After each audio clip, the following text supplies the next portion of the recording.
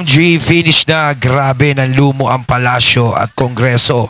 Big pasabog ng Korte Suprema, nagdesisyon na. Ayan, syempre, itong balitang ating matutunghayan ngayon ay nagmula kay Update Pinas News. At ito po ang inyong lingkod na si BT na magbibigay ng reaksyon at komento dito sa video na ating matutunghayan ngayon. At huwag na natin pagtagalin at sabay-sabay na natin panoorin ang laman ng video na hatid sa atin ni Update Pinas News at bibigyan natin ng reaksyon ng balitang ito. Pasok! Okay, naku po, breaking news. Ayun, syempre, bago natin simulan ang video ito, nais ko nga pala magbigay ng credits dito sa boses at video na matutunghayan natin ngayon at bibigyan ng reaksyon. Walang iba kundi si Sir Don Mar TV. Syempre, huwag niyo kalimutang suportahan ang channel ni Don Mar TV, mga katunay. Pakibisita po yan. At huwag niyong kalimutang mag-subscribe at mag-follow para maging updated po tayo sa mga vlogs, reactions, at sa mga balita na hinahatid sa atin ni Sir Don Mar TV. Ipagpatuloy natin. Court, ha? Ito, trending ito, breaking news rin ito, ha? Ang Supreme Court binasura ang impeachment complaint laban kay VP Sara. Yan, pag-uusapan rin natin yan, okay? Ha? Chavit Singson at Vice President Inday Sara Duterte, tandem sa 2028. Oh my God, totoo ba ito? Mamaya, Si Chavit tsaka si VP Sara, tandem. Medyo napadila tayo ng konti ron. usapan natin yan, ha? Sa kahuli-hulihan ng video ko yan i-explain at magre-react tayo dyan, okay? Pero marami po tayong pag-uusapan ngayon, no? At heto, another na ating yung topic na medyo hindi tayo papayag dito, magkomentaryo lang tayo dito sa mga kabalbalan na mga ginagawa ng House Committee on Justice, no?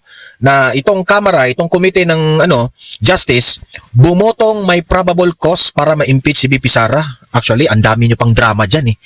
Why don't you vote? Magbotohan na kayo. Ang dami nyong drama, ang dami nyong pasakalye dyan. Alam nyo, sa totoo lang, no, hindi na dapat nila pinapahaba yan, eh. Diba? Kasi kung tutuusin lang, alam naman natin kung saan babagsak yan. Diba? Doon din naman sa impeachment ni VP Sara.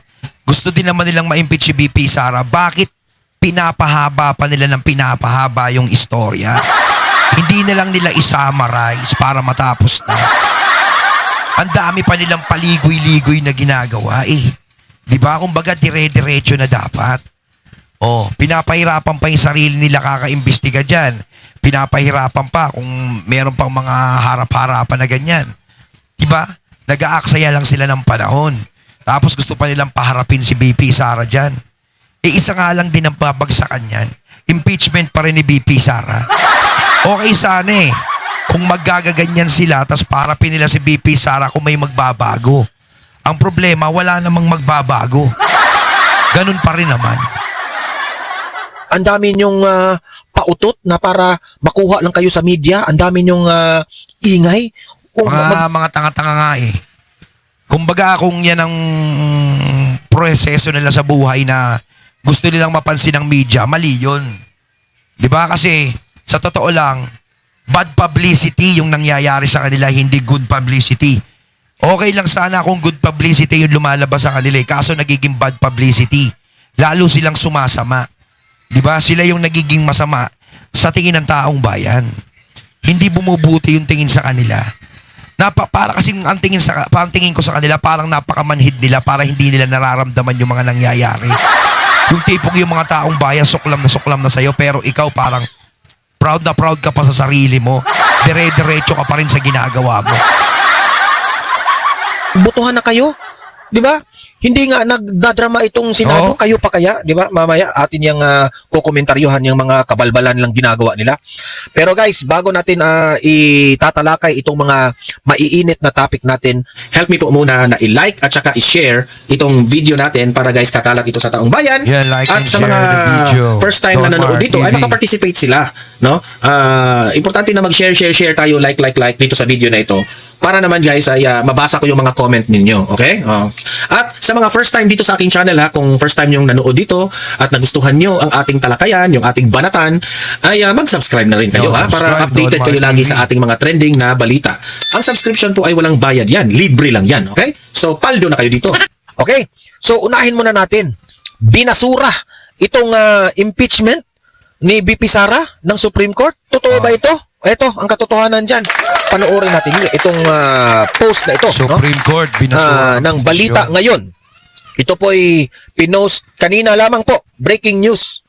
Ang Supreme Court ibinasura ang petisyon na piliting mag-convene ang Senado sa impeachment ni VP Inday Sara Duterte. Kung maalala po natin, itong Senado, gusto kaagad na mapag-usapan itong impeachment complaint o impeachment trial ni VP Sara. Ang bilis naman, no? Parang yan agad ang gusto nilang pag-usapan samantalang yung flood control project hindi pa rin tapos, no? Kung tutuusin talaga, no? Gustong-gusto talaga nilang lagpasan yung flood control project. Etong kay VP Sara, yung impeachment niya, is parang ito yung nagiging pantapal nila kung tutuusin. Di ba? So para hindi mapag-usapan yung flood control project, ito yung pinipilit nilang ipasok. Kung tutuusin, itong kay VP Sara, itong problema na to, ito yung problemang walang basihan. Yung flood control project is yung problemang maraming basihan. Di ba? At saka yun, nandudoon ng limpak-limpak na pondo na minalmal na mga walang ya. Yun ang dapat na pinag-uusapan. Hindi itong impeachment na to. Kasi ang impeachment kasi, no, mas maganda yan pag-usapan, mas magandang gawin yan kung ang taong bayan mismo ay nakikisali sa impeachment na yan. Kaso nga lang sa impeachment ni VP Sara, wala naman taong bayang nakikisali dyan eh. Ang mga umiikot lang naman dyan sa impeachment na yan na gustong magpa-impeach kay VP Sara, yung mga taong nakaposisyon na alam natin naggalit sa kanya at ayaw siyang makatakbo sa 2028. Yun eh. Kaya walang katril-tril yan. Walang kakwenta-kwenta. So ang talagang dapat nating pinag-uusapan dito is yung flood control project dahil yun talaga yung nakaapekto sa mga kababayan natin. Yun ang dapat maresolba at mapanagot kung sino yung dapat mapanagot. Dahil bilyon-bilyon ang pinag-uusapan dun. Diba? Okay? So, itong petisyon na ito, kanina lamang po ay binasura ito ng Supreme Court. Alam naman natin yung Supreme Court, sila lamang po ay gumagawa sa tama kung ano yung nakasaad sa batas natin. Yan ang nga ang lagi kong sinasabi dito na yung pautot ng Kamara, ng House Committee on Justice nitong si Luistro, kadramahan lang yan lahat ng mga ginagawa nila. Kasi lagi kong sabi, pagdating yan sa Supreme Court, no, ang daming nakikita sa Supreme Court, no? Alam ko naman, ang Supreme Court nag-o-observe lang yan sa kung ano yung galaw ng Kamara. Halatang halata naman talaga yung mga taga-Kamara sa House Committee on Justice na paninira kay VP Sara, pati yung SALN, kahit yung mga account, no, ng bangko, ng private individual na asawa ni VP Sara, ipinakailaman nila. At kung tutuusin, kumbaga mga private na yun no? Hindi na dapat nila ginagalaw yung mga ganong bagay Ang lakas nilang mambulatlat, ang lakas nilang makialam sa bakuran ng iba, pero yung sarili nilang bakuran hindi nila malinis-linis. Diba? yan po ay labag sa... Yung mga kinakalat ng kapitbahay nila dyan, hindi nila nililinis. Marami dyan sa Kamara na mga iba na pinagbababanggit sa flood control project. Diba? Bakit hindi yung mga bakuran nila linisin nyo? Hindi yung mga bakuran nila yung punahin nyo, diba? batas. Okay? May tinatawag po sa natin na bank secrecy law. Kung mapapatunayan na yung ginagawa ng House Committee on Justice na pinipilit nilang buksan itong tax information ni BP Sara dyan sa BIR, yung ano nila, yung pautot kadramahan nila, no? At the same time, nabuksan naman nila yung bangko ng mag-asawa, kung mapapatunayan po na may nilabag sila sa batas, kulong talaga yung mga butang inang yan Pasensya na po sa sa ating expression kasi po nakaka-PI po itong mga pamumulitika, itong mga pasaway na mga taga-kamara, no? So, yan po ang nangyari ngayon. Example lang yan na yung mga kabalbala na ginawa ng Kamara, hindi ito lulusot sa Supreme Court. Kasi ang Supreme Court, ano lang yan, may equal power po tayo, no? Dapat respetuhin po natin ang judicial system natin sa bansa. Na ang ibig kong sabihin ay hindi naman bias itong Supreme Court. Kung ano lang talaga ang nakikita nila sa batas na hindi sinusunod, no? Talaga yan, magdedesisyon talaga yung Supreme Court. And isa na po dito, no? Itong ginagawa ng Senado na nagpetisyon na para nga ma-convene, no? Na ano ba ang ibig sabihin ng mag-convene? Alam niyo na, ang Senado, gusto nila yung Senado mag-ask muna sila ng permission sa Supreme Court para mag-gather up lahat ng mga senador, no? They will gather and come together to a meeting para pag-usapan po ang impeachment complaint laban dito kay VP Sara. Paano yan ngayon? Binasura ng Supreme Court ito. Meaning to say, hindi pinayagan sila magtipon-tipon po ng Supreme Court na wala pong basihan. Aligasyon, akusasyon na walang ebidensya, hindi yan papasa sa Supreme Court. Tsaka maganda nga yan kung tutuusin, yung mga ginagawa ng Kamara, alam natin na pwedeng i-ano sa Supreme Court yan At makikita nga naman ng Supreme Court kung yan ay may mali o hindi. 'Di ba? Pero kadalasan naman talaga nakikita ng Supreme Court may mali talaga. Kaya hindi pumapasa sa kanila. 'Di ba? Alam naman natin basta Supreme Court Kumbaga tayo natutuwa tayo dahil meron pa tayong Supreme Court na masasandalan. Meron tayong Supreme Court na maaasahan. Na alam natin na merong transparent pa rin na institusyon na katulad nito. 'Di ba? Na meron pa ring pag-asa na nakikita. Kasi ito, hindi nila kayang sapawan to, hindi nila kayang anuhan to saklawan to. Itong Supreme Court. Hirapin sila rito. 'Di ba?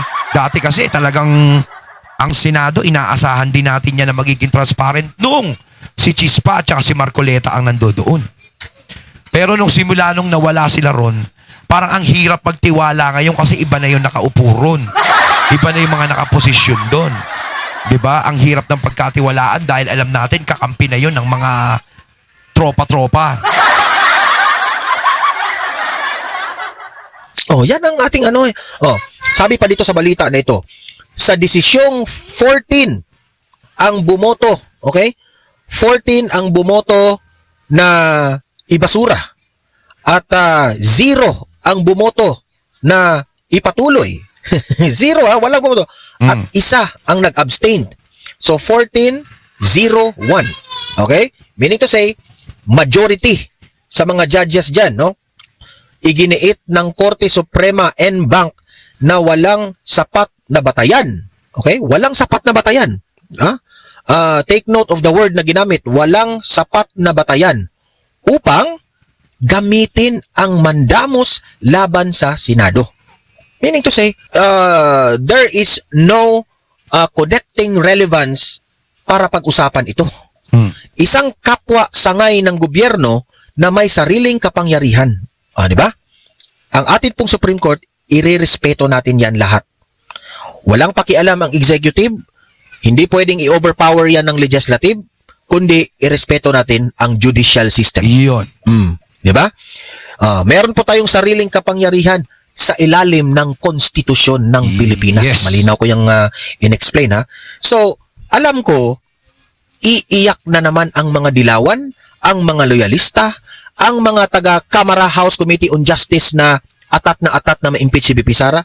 Iyak na naman sila dito sa... Kasi sa totoo lang talaga, yung Supreme Court, hindi nila kaya yan Ang Supreme Court, talagang bumabase yan sa kung ano ang mga ebidensyang hinahatag mo sa kanila. Pinag-aaralan talaga nila yan. Hindi sila namumulitika. Diba? Wala silang pakialam dyan. Ang gusto nilang iserve dito is yung hustisya. Diba? Yung katarungan. Diba? Yung tama. Yung maging transparent. Yung magkaroon ng tamang desisyon sa mga gagawin nila. Diba?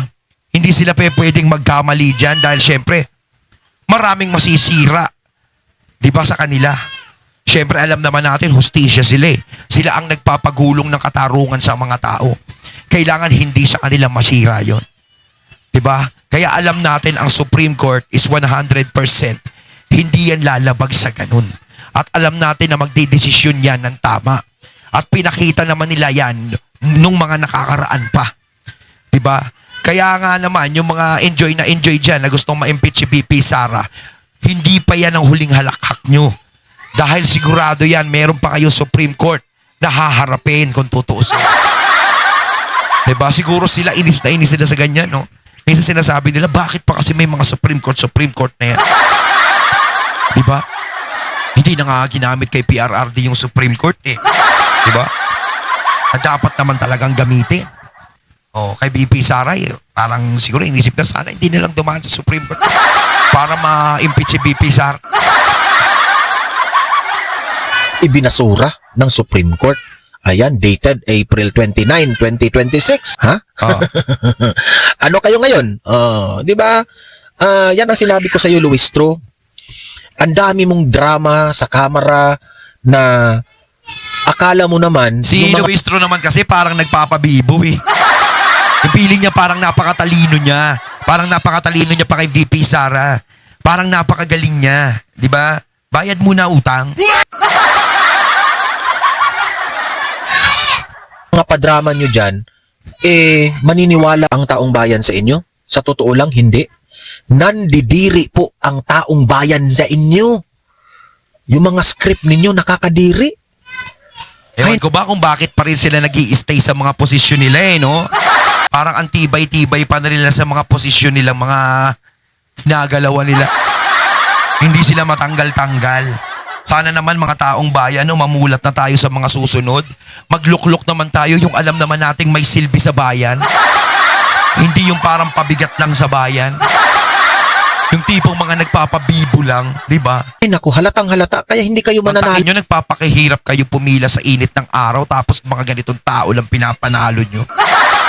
Louie, kayong mga kalaban ni BP Sara, kaya ang tawag ko sa inyo, alam niyo ba kung ano? Desperate move. Yan po Ayon, natating nato ngayon ang video na nagmula kay Update Pinas News. At syempre nato ngayon natin ang boses at video na yon na binigyan natin ng reaksyon na nagmula kay Sir Donmar TV. Kayo mga katunay, anong masasabi niyo tungkol dito? Comment lang po kayo sa comment box. So once again, I'm BT and I'm out. Peace.